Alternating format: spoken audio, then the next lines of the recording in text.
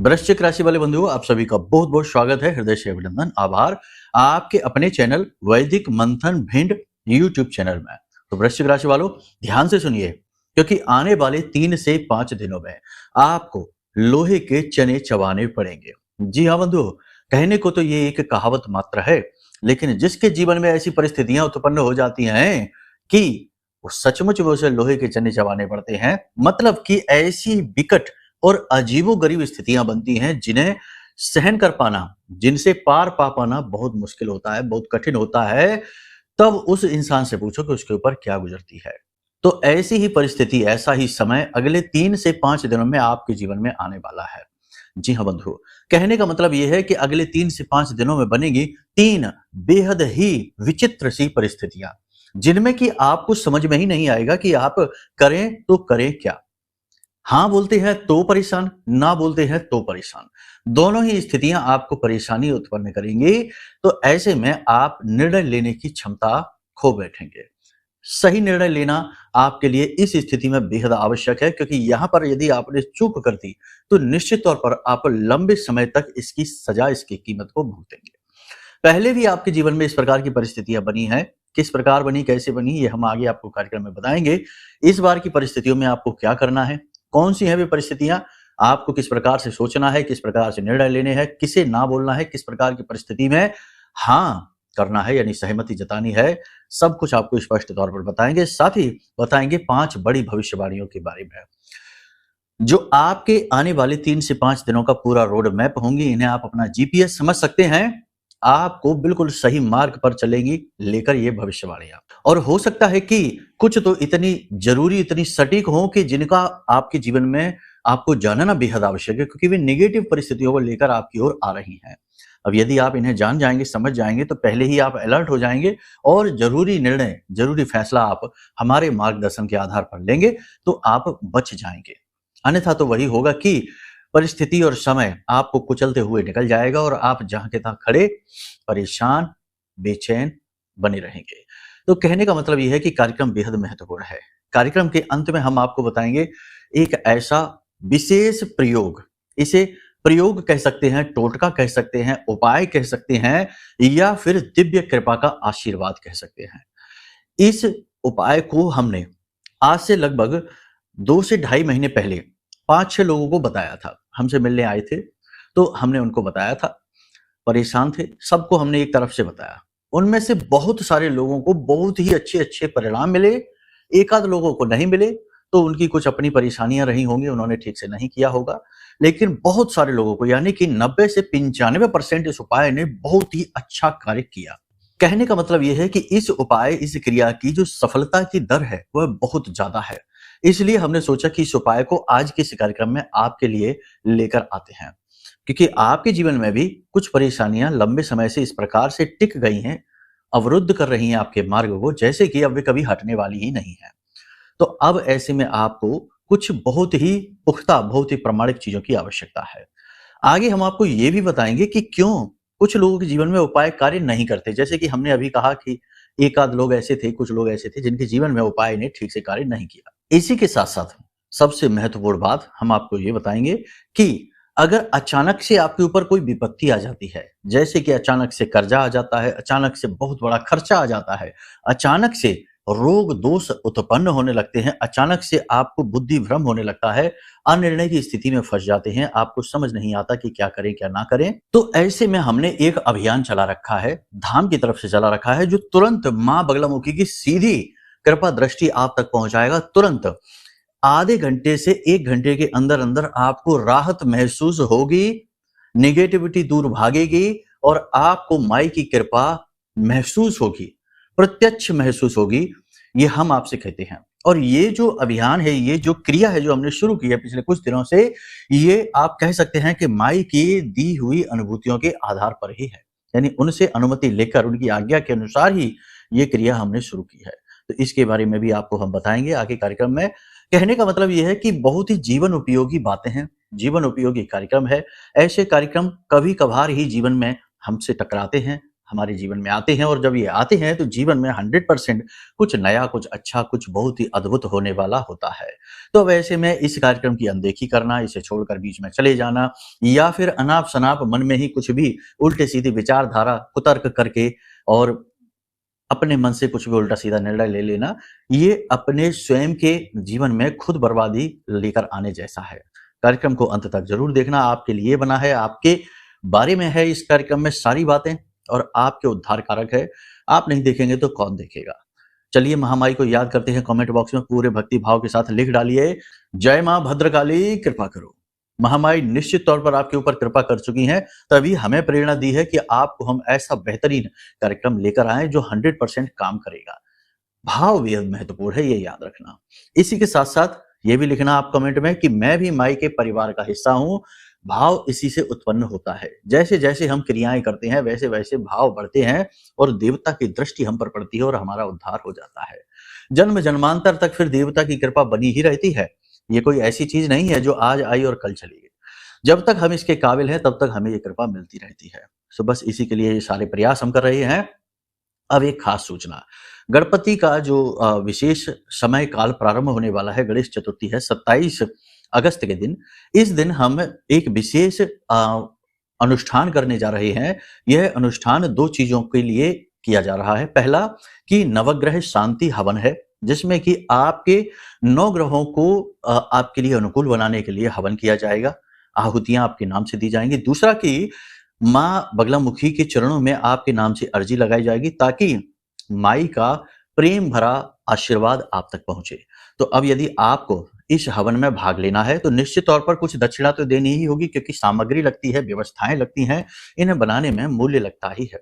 बहुत ही साधारण सी राशि है, आपको ये दक्षिणा देनी होगी। इसके लिए अधिक जानकारी के लिए वीडियो में नंबर दिए गए हैं, इन नंबरों पर आप फ़ोन कर सकते हैं, सारी जानकारी प्राप्त कर सकते हैं। जानकारी प्राप्त करने के बाद आप यदि भाग लेते हैं कार्यक्रम में, तो ये अनुष्ठान पूर्ण होने के बाद आपके पते पर, आप अपना पता भी भेजना अपने पिन कोड के साथ, पूरा पता, आपके पते पर माई की सेवा सामग्री पहुँचाई जाएगी, यानी जिसमें प्रसाद होगा, अभिमंत्रित जल होगा, धाम से दिया गया चंदन होगा, यानी बहुत ही दिव्य चीज़ें हैं जो आपके घर को शुद्ध पवित्र करेंगी, आपके जीवन में सद्गति लेकर आएँगे। अधिक जानकारी के लिए नंबर वीडियो में है, इनमें फ़ोन करिए और सारी जानकारी प्राप्त कर लीजिए। चलिए अब अपने मूल विषय को शुरू करते हैं। बात करते हैं 5 बड़ी भविष्यवाणियों के बारे में। जय माई की। बंधुओं, ज्योतिष और तंत्र विद्या के क्षेत्र में आचार्य अमित एक जाना माना नाम है।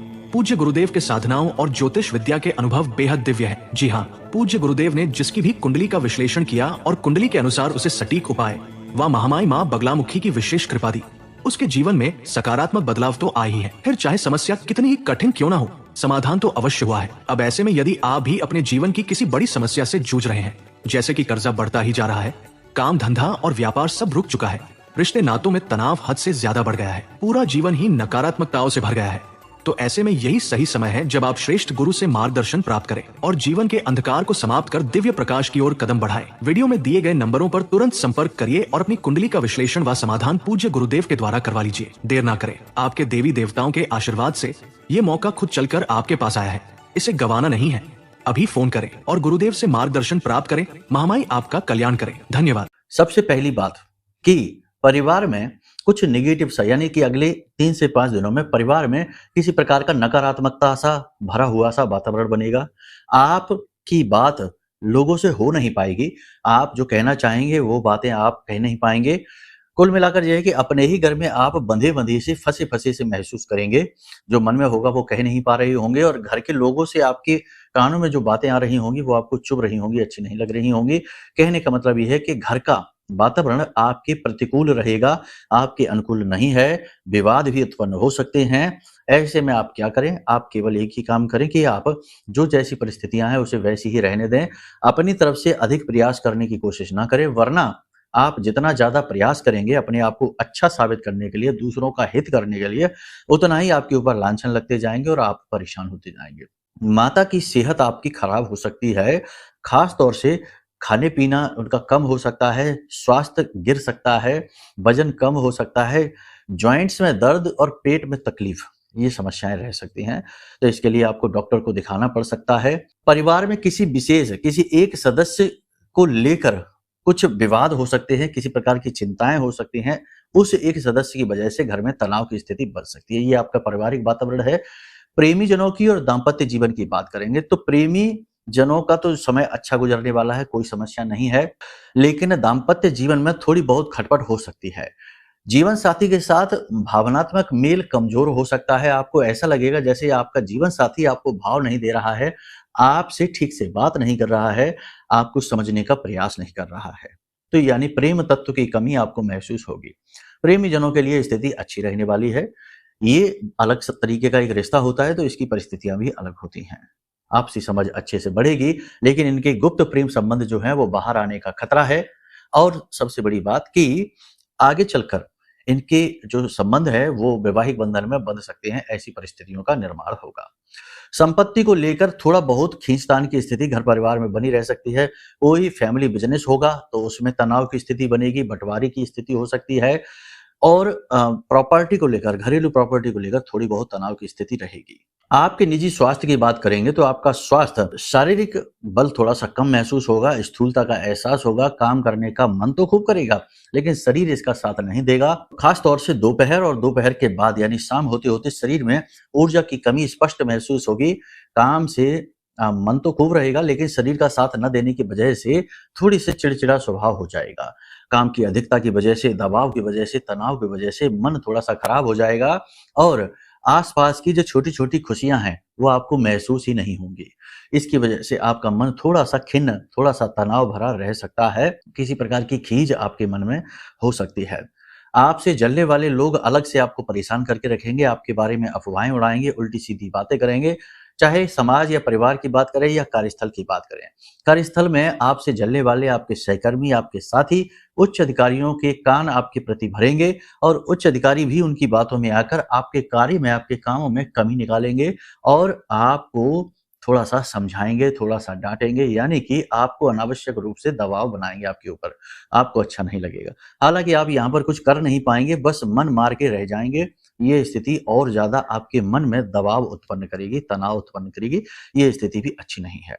व्यापारियों के लिए बात करेंगे तो व्यापार की स्थिति ठीक-ठाक रहने वाली है। बिक्री वगैरह अच्छी चलेगी, बढ़ेगी और कमीशन वगैरह का जो काम करते हैं उनका भी काम अच्छा चलेगा। प्रॉपर्टी से रिलेटेड जो काम करते हैं उन्हें भी ठीक-ठाक से काम चलेंगे, बहुत ज़्यादा लाभ नहीं होगा। लेकिन नई संपत्ति, नई प्रॉपर्टी को खरीदने से पहले थोड़ा-सा सावधान हो जाएँ। किसी प्रकार का छल या धोखा भी हो सकता है। बड़ा कोई इन्वेस्टमेंट अभी हाल-फिलहाल में 3 से 5 दिनों में कर रहे हैं तो थोड़ा-सा रुक जाएँ, सोच-विचार कर ही आगे बढ़ें। किसी बुद्धिमान, किसी सलाहकार से सलाह लेकर ही आगे बढ़ें। लेकिन सलाह लेने से पहले भी थोड़ा-सा समझ जाएँ, क्योंकि जिससे सलाह लेने जा रहे हैं, वो व्यक्ति किस लिहाज का व्यक्ति है, यानी कि शुद्ध है, सही सलाह देगा कि नहीं, ये भी जानना अत्यंत अनिवार्य है। रुके हुए आपके कोई कार्य हैं, कोई विवाद है, कोई कोर्ट केस है, किसी प्रकार का कोई विवाद चल रहा है, कोई मैटर है आपका गवर्नमेंट से जुड़ा हुआ है, तो उसमें गति आ जाएगी और उसमें गति आपके मन के अनुकूल ही आएगी।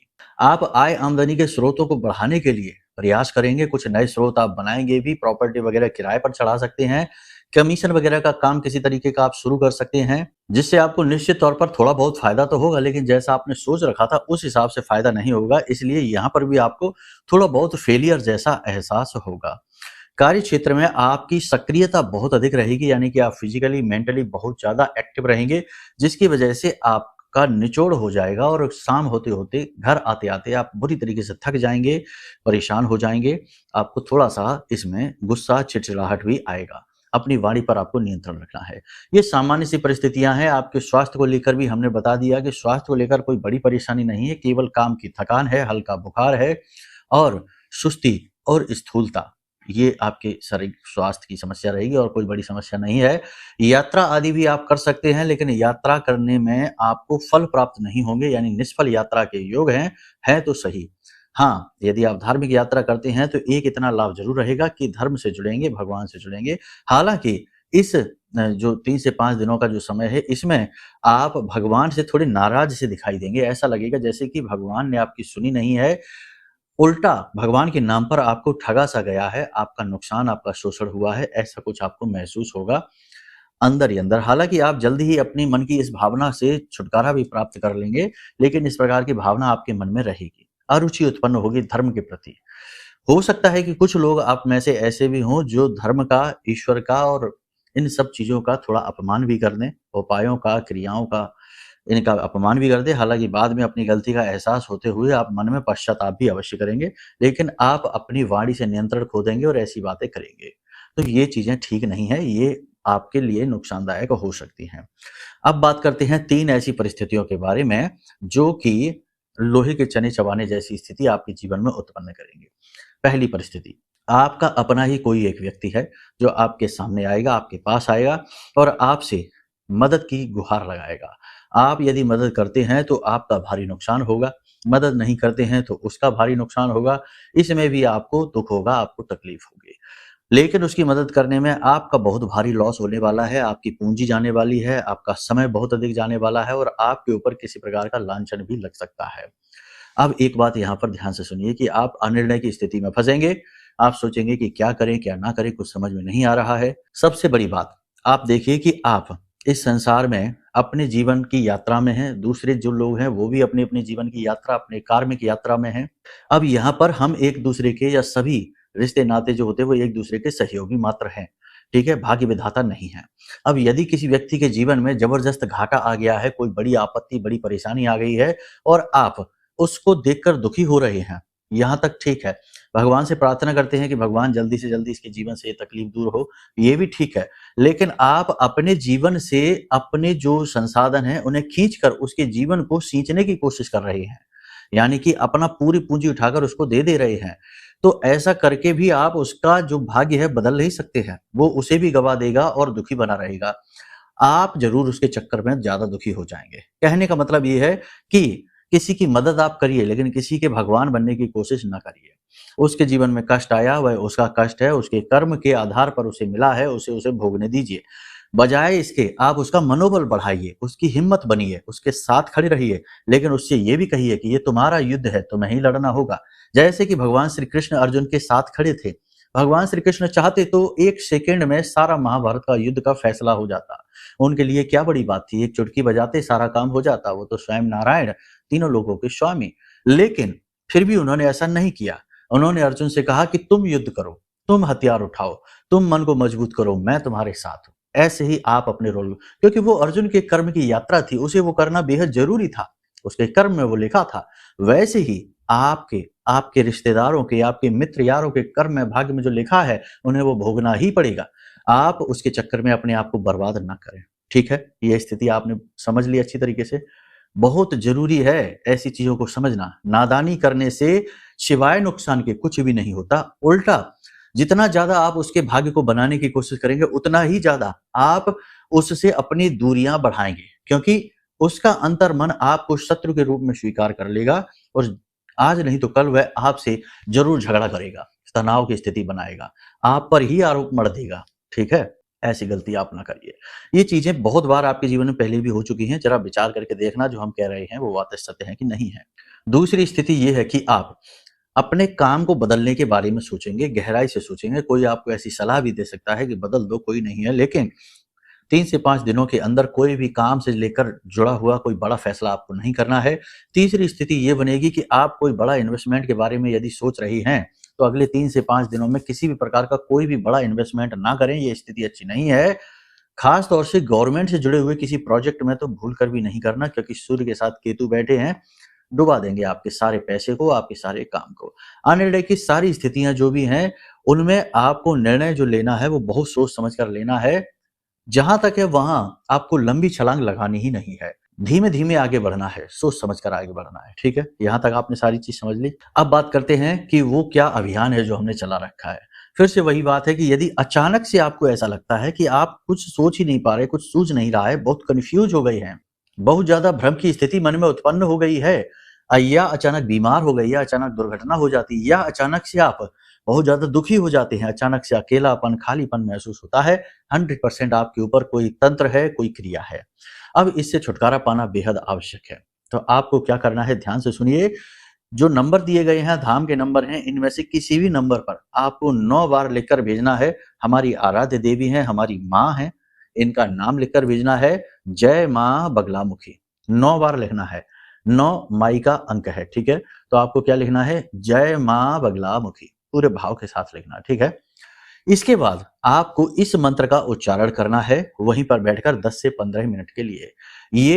ये उंगली है, तर्जनी उंगली है, और ये आपका अंगूठा है, अंगुष्ठा है, दोनों को मिलाते हैं तो ज्ञान मुद्रा बनती है, ध्यान मुद्रा बनती है। इस दोनों हाथों को मिलाकर इस तरह आप पालथी मार के बैठ जाइए सुखासन में और आराम से बैठकर इस मंत्र का उच्चारण करिए। वीडियो में आपको दिखाई दे रहा है, मंत्र हम फिर से बता देते हैं। ओम ह्लीम ऐं श्रीं क्लीं श्री बगलानने मम रिपुन नाशय नाशय ममेश्वर्याणि देहि देहि शीघ्रम मनवांछितम कार्य साधय साधय ह्लीं स्वाहा। इस मंत्र का उच्चारण आप करिए। मंत्र बहुत ही सरल है और ये कोई साधना मंत्र नहीं है, ये निवेदन मंत्र है, ध्यान मंत्र है। इसका कोई भी उच्चारण कर सकता है और विशेष परिस्थितियों की भी आवश्यकता नहीं है, गुरु से दीक्षा लेने की आवश्यकता नहीं, ठीक है। इस मंत्र का आप उच्चारण करिए, आपको बहुत शांति महसूस होगी। और सबसे बड़ी बात कि यदि आपको सचमुच में जल्दी से लाभ चाहिए तो इसके लिए आपको फिर अपने पूजा घर में बैठना है। स्नान आदि करने के बाद गाय के घी का दीपक जलाइए। माई की फोटो अगर आपके पास नहीं है तो आप कमेंट करना, वीडियो में जो नंबर है इन्हीं में फोन करना, कमेंट करना, आपको माई की फोटो यंत्र के साथ आपके मोबाइल पर भेज दी जाएगी। तो मोबाइल में ही माई की फोटो लगा लेना, सामने गाय के घी का दीपक जलाना, ठीक है। पीले आसन पर अपने मोबाइल को रख लेना और उसके बाद आप वहां पर बैठकर 10 से 15 मिनट इसी मंत्र का जाप करना। थोड़ी सी पीली सरसों उसी एक प्लेट में, पीले रंग की किसी पीतल की प्लेट में रख लेना पीली सरसों, और बैठकर इसी मंत्र का 10 से 15 मिनट 20 मिनट जितना कर सकते हैं आप जाप करिए। माला नहीं करनी है, सिर्फ जाप करना है। और उसके बाद इस पीली सरसों को अपने पूरे घर में छिड़क देना, अपने कपड़ों की जेब में डाल देना और अपने घर के मुख्य दरवाजे पर छिड़क देना, छत पर छिड़क देना, और आप गजब का चमत्कार महसूस करेंगे। आपको तुरंत बहुत ही अच्छा महसूस होगा, पॉजिटिविटी आती हुई महसूस होगी। इस प्रयोग को आप कर लेना, लेकिन 9 बार जो नंबर हैं इन नंबरों पर व्हाट्सएप पर जय मां बगलामुखी लिखना अवश्य भूलना नहीं, ये जरूर करना, क्योंकि ये अर्जी लगाने का एक छोटा सा तरीका है, ठीक है। ऐसा आप बोलेंगे तो समझो आपने मंदिर की घंटी बजा दी है, ठीक है। यही तो हम करते हैं, तो आपको ये करना है। उसके बाद ऐसे बैठना तो आपकी तुरंत आपकी अर्जी लगेगी, तुरंत आपकी जो है ना माई की दृष्टि आपके ऊपर पड़ेगी। यहाँ तक आपने सारी चीजें समझ ली हैं। अब देखो कार्यक्रम हो रहा है बहुत लंबा। अब जो बातें हमने आपको बताई हैं इन बातों को आप अच्छी तरीके से समझिए, अपने जीवन में उतारिए। और ये तो सामान्य सी भविष्यवाणियां हैं। यदि आपको अपने व्यक्ति विशेष यानी अपने खुद के जीवन के बारे में समझना है तो आपको अपनी रिपोर्ट दिखानी होगी, यानी अपनी कुंडली दिखानी होगी। तो उसके लिए नंबर वीडियो में है, इन नंबरों पर आप फोन करके और अपनी कुंडली दिखा सकते हैं। आपकी कुंडली आपके बारे में बताएगी, आपके जीवन के बारे में बताएगी, योग युतियां दोषों के बारे में बताएगी, और दोष जो हैं उनको हटाने के लिए जो उपाय हम दे देंगे उन उपायों को करते ही तुरंत राहत आपको मिलेगी। तो ये सटीक तरीका है आपके अपने जीवन के बारे में, क्योंकि एक ही राशि के लाखों करोड़ों लोग होते हैं तो सबके ऊपर एक जैसी स्थिति नहीं हो सकती। वो स्थिति आपके जन्म के आधार पर बदलती रहती है। तो आप ये तरीका है, इससे आप कर सकते हैं। या फिर आप चाहें तो महामाई मां बगलामुखी का दिव्य कवच भी मंगवा सकते हैं। हमने ये कवच आपके लिए ही बनाया है, अपनी साधना बल से बनाया है। आप चाहें तो इस कवच को मंगवा सकते हैं। सारी सेवाएं आपके लिए अवेलेबल है, सारी सेवाएं आपके लिए ही की जा रही हैं। बस आपको शुद्ध मन के साथ, भाव के साथ आना है और माई की कृपा को लूट कर ले जाना है अपने जीवन के लिए, ठीक है। याद रखना कि जिस पर दैवीय कृपा हो गई उसका ना तो कोई परिस्थिति, ना ही कोई इंसान, भूत प्रेत पिशाच और ना ही कोई ग्रह कुछ भी बिगाड़ पाते हैं। तभी तो तुलसी बाबा ने लिख दिया कि मंत्र महामणि विषम ब्याल के, मैटत कठिन कुअंक भाल के, ठीक है। तो जो कुअंक लिख गए हैं हमारी नसीब में वो भी मिट जाते हैं दैवीय कृपा से। तो उसे पाने के अलग अलग तरीके हैं, आप खुद समझ लीजिए। बाकी आपको जो सवाल हैं, जो प्रश्न हैं, जो भी कुछ चाहिए समाधान, उसके लिए नंबर वीडियो में है। सीधे तौर पर जुड़ जाइए, माई की कृपा का लाभ उठाइए।